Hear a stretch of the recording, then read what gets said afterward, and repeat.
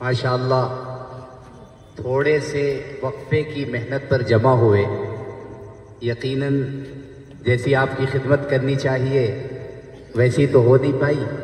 یہ ایک پہلا اور ایک چھوٹا سا جلسہ، اور یہ ایک ایسا تاریخی جلسہ کہ ہر جلسے میں کہیں پانی تقسیم ہوتا تھا تو کہیں شربت تقسیم ہوتا تھا، اور یہ آپ کے لائف کا پہلا جلسہ ہوگا کہ چھوٹے چھوٹے بچوں نے اگربتیاں تقسیم کیا۔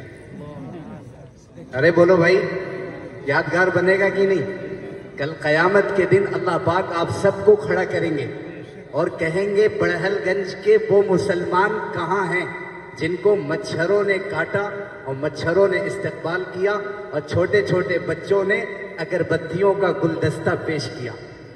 کس کا گلدستہ بھائی؟ ارے کس کا؟ بولو یادگار ہوگا کہ نہیں؟ ارے یادگار ہوگا کہ نہیں؟ یہی ساری چیزیں ہیں جو کل قیامت کے دن جب ہم جنت میں اکٹھے ہوں گے تو آپس میں بات کریں گے، پتہ ہے کون سا عمل اللہ نے پسند کیا؟ وہ جو مچھر نے کاٹا اور ہم نے صبر کیا، اور ایک چھوٹے سے بچے نے اگربتی کا ایک گلدستہ پیش کیا اور اس پر ہم نے کہا الحمدللہ، اس پر اللہ نے ہمارے لیے ہدایت کا فیصلہ فرما دیا، تو دوسرا کہے گا ہمیں بھی ہدایت وہیں سے ملی۔ اللہ پاک تو بہانے تلاش کرتے ہیں نا؟ کیا تلاش کرتے ہیں؟ ارے کیا تلاش کرتے ہیں؟ بہانے تلاش کرتے ہیں، بہانے۔ اس لیے اللہ پاک کے نام پر جب بھی بلایا جائے اور جب بھی اعلان کیا جائے، آپ دنیا کے کسی بھی عمل میں مشغول ہو، خدا کی قسم اگر آپ نے قدم اٹھا لیا، خدا کی قسم اگر آپ نے قدم اٹھا لیا، یہ وہی دن ہوگا کہ اللہ پاک آپ کے ذریعے سے لاکھوں اور ہزاروں لوگوں کی ہدایت کا فیصلہ فرمائے۔ اس کا ایک جذبہ ہونا چاہیے۔ کیا ہونا چاہیے؟ ارے کیا ہونا چاہیے؟ جذبہ، ایک شوق اور ایک ذوق جو آپ نے آج دکھایا ہے۔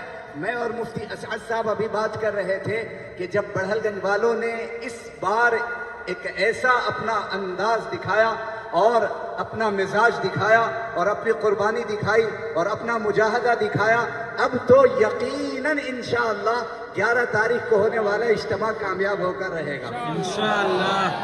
ابھی تو ماشاءاللہ ہمارے حضرت تشریف لائے، اب ہو سکتا ہے انشاءاللہ حضرت کے والد صاحب تشریف لائیں، بڑے بڑے اور علماء تشریف لائیں۔ علماء کی صرف زیارت کرنا عبادت ہے، بات سننا تو بہت دور کی بات، بات سننا تو بہت دور کی بات۔ ماشاءاللہ یہاں مدرسہ فیض العلوم کے اساتذہ بھی بیٹھے، حضرت امام صاحب بھی تشریف فرمائیں اور دیگر علماء کرام بھی ہیں ماشاءاللہ۔ حضرت مولانا اطہر صاحب بھی تشریف فرمائیں جو تقریباً 1 سال اللہ کے راستے میں جانے کا ارادہ کر رہے ہیں۔ ارے سب لوگ دعا کریں گے آپ کے محلے سے اگر ایک عالم 1 سال میں چلا جائے اور 1 سال وہ پھرتا رہے اور پھر پھرا کر جب آپ کے پاس آئے اور آپ کے پاس آ کر جب محنت کرنا شروع کرے، کیا شہر، کیا دیہات اور کیا بنجر بستیاں جہاں مسجد نہیں، جہاں مصلی نہیں اور مسلمانوں کے دین اور ایمان کا پتہ نہیں، اور ایک عالم جب بنجر بستی میں جائے اور دیہات میں جائے اور وہاں کے مسلمانوں سے جا کر ملے اور کلمے کی کیفیت پوچھے، ایمان کی کیفیت پوچھے، تو وہ مسلمان آپ کو بتائیں گے کہ ہمیں نماز پڑھانے والا کوئی نہیں ہے، ہمیں دین سکھانے والا کوئی نہیں ہے۔ امت کو دین سکھائیں گے علماء۔ کون سکھائے گا بھائی؟ ارے کون سکھائے گا؟ علماء اس امت کے ذمہ دار ہیں۔ العلماء ورثۃ الانبیاء، انبیاء کے وارث علماء ہیں۔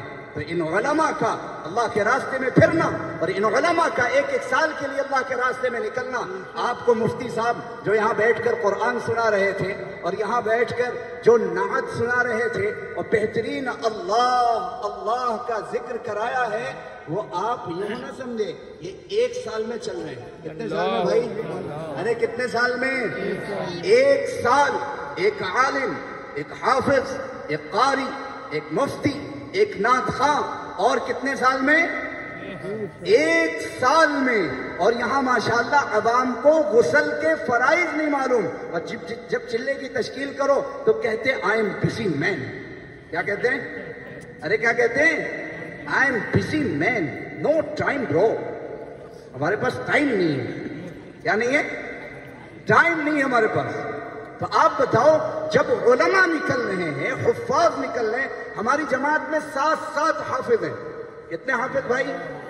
7 حافظ، وہ بھی بہترین قرآن پڑھنے والے، بہترین اذان دینے والے، بہترین امت کو سکھلانے والے، وہ نکلے ہوئے ہیں ماشاءاللہ۔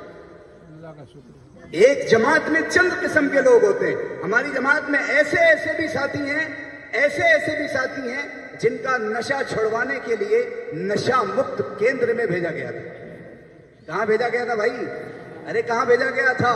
آج وہ ہمارے ساتھ تقریباً 22 دن 25 دن رہا، اب وہی بندہ روزہ بھی رکھ رہا ہے اور ہمارے ساتھیوں کو تہجد میں اٹھا بھی رہا۔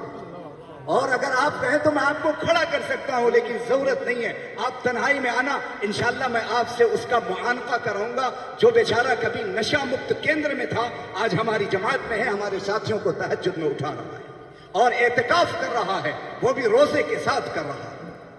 یہ نکلنے کے بعد نتائج آتے ہیں، نکلے بغیر نتائج نہیں آتے۔